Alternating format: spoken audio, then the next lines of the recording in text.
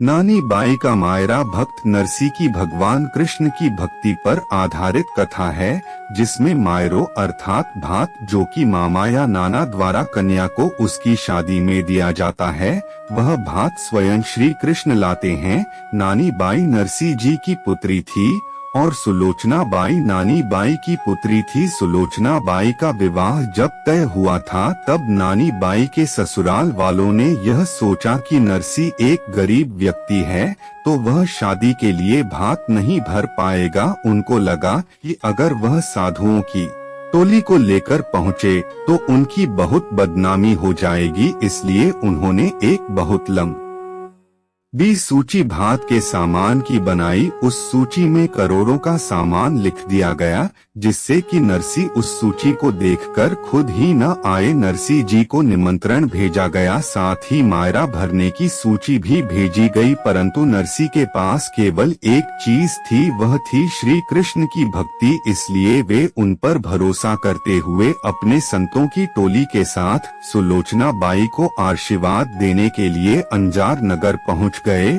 उन्हें आता देख नानी बाई के ससुराल वाले भड़क गए और उनका अपमान करने लगे। अपने इस अपमान से नरसी जी व्यथित हो गए और रोते हुए श्री कृष्ण को याद करने लगे। नानी बाई भी अपने पिता के इस अपमान को बर्दाश्त नहीं कर पाई और आत्महत्या करने दौड़ पड़ी, परंतु श्री कृष्ण ने नानी बाई को रोक दिया और उसे यह कहा कि कल वह स्वयं नरसी के साथ मायरा भरने के लिए आएंगे। दूसरे दिन नानी बाई बड़ी ही उत्सुकता के साथ श्री कृष्ण और नरसी जी का इंतजार करने लगी और तभी सामने देखती है कि नरसी जी संतों की टोली और कृष्ण जी के साथ चले आ रहे हैं और उनके पीछे ऊंटों और घोड़ों की लंबी कतार आ रही है, जिनमें सामान लदा हुआ है। दूर तक बैलगाड़ियां ही बैलगाड़ियां नजर आ रही थी। ऐसा मायरा न अभी तक किसी ने देखा था, न ही देखेगा।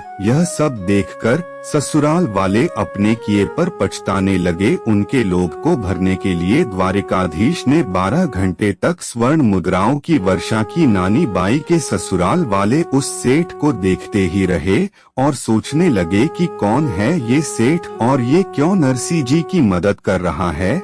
जब उनसे रहा न गया तो उन्होंने पूछा कि कृपा करके अपना परिचय दीजिए और आप क्यों नरसी जी की सहायता कर रहे हैं। उनके इस प्रश्न के उत्तर में जो जवाब सेठ ने दिया वही इस कथा का संपूर्ण सार है तथा इस प्रसंग का केंद्र भी है। इस उत्तर के बाद सारे प्रश्न अपने आप ही समाप्त हो जाते हैं। सेठ जी का उत्तर था, मैं नरसी जी का सेवक हूँ, इनका अधिकार चलता है मुझ पर। जब कभी भी ये मुझे पुकारते हैं मैं दौड़ा चला आता हूँ। इनके पास जो ये चाहते हैं मैं वही करता हूँ। इनके कहे कार्य को पूर्ण करना ही मेरा कर्तव्य है।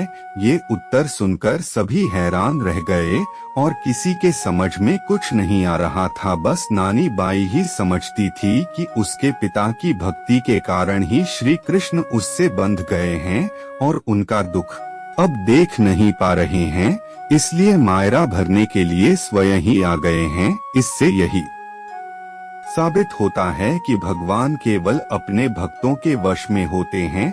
जय श्री कृष्णा। दोस्तों, कथा देखने और पढ़ने के लिए धन्यवाद। पसंद आया हो तो लाइक शेयर कमेंट करें और चैनल पर नए हो तो सब्सक्राइब करें और हमारे लेटेस्ट वीडियो देखने के लिए बेल आइकन की घंटी जरूर प्रेस करें। मिलते हैं एक और नए वीडियो में, तब तक जय हिंद।